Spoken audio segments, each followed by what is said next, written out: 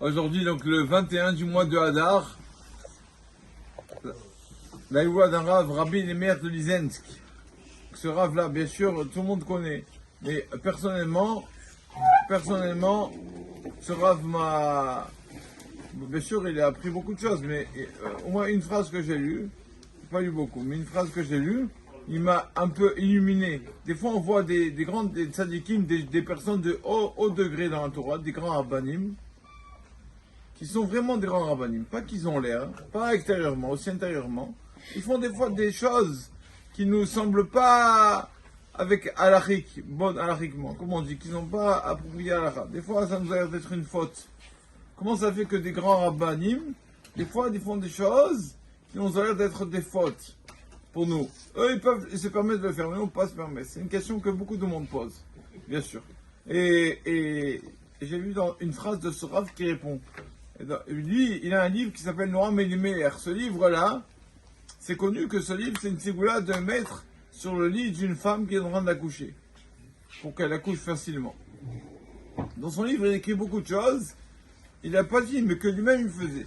Une des choses, il disait, il n'a pas dit qu'il faisait, mais s'il a écrit, c'est qu'il le faisait. Et voilà, le tzaddik est prêt. Il sait la gravité de la chose qu'il fait, de la faute qu'il fait, peut-être. Il est prêt en train d'en faire l'essentiel de sauver ses frères et ses sœurs. D'accord? C'est pour ça que des fois, il se sacrifie. Le tzaddik, c'est ça, il se sacrifie pour les autres. Lui-même, il fait des fautes. Il sait qu'il va souffrir en enfer, mais il dit au moins pour sauver mes frères et sœurs. Donc, on voit beaucoup de tzadikim qui font des fois des choses qui nous ont pas l'air appropriées à l'akha. C'est tout ça, ils font ça pour se sacrifier pour les autres, pour amener les autres. Et il y a aussi, il dit dans son livre que des fois les tzadikim, les personnes justes, ils veulent faire passer un message à la personne d'en face, lui envoyer un message, un SMS. Qu'est-ce qu'ils font? Et pour pas lui faire honte s'il lui dit des choses, ils parlent à une tierce personne. Ils lui disent ça et ça, c'est pas bon de faire. Mais il ne parle pas à la personne en face directement, pas qu'il ait honte, mais il faut qu'il entende le message. Comme ça, il a... Donc, j'ai que deux choses que j'ai lues. Mais bon, il paraît qu'il y a beaucoup de choses dans le livre, il est marqué qu'il y a beaucoup de choses, de conduite, qui débarquent dans son livre noir minimère, que, non, c'est pas il est marqué, il les faisait aussi.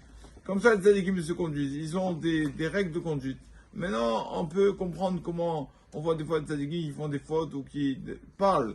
Des fois, moi, quand j'étais petit, je me rappelle, il y avait le cours du Rav Imoun ici, samedi soir, et les gens ils disaient, plein de personnes disaient, oh le Rav il a parlé pour moi. Chacun il prenait les choses pour lui. C'est ça, Hachem leur met la parole dans la bouche pour que chacun il reçoive son SMS, son message.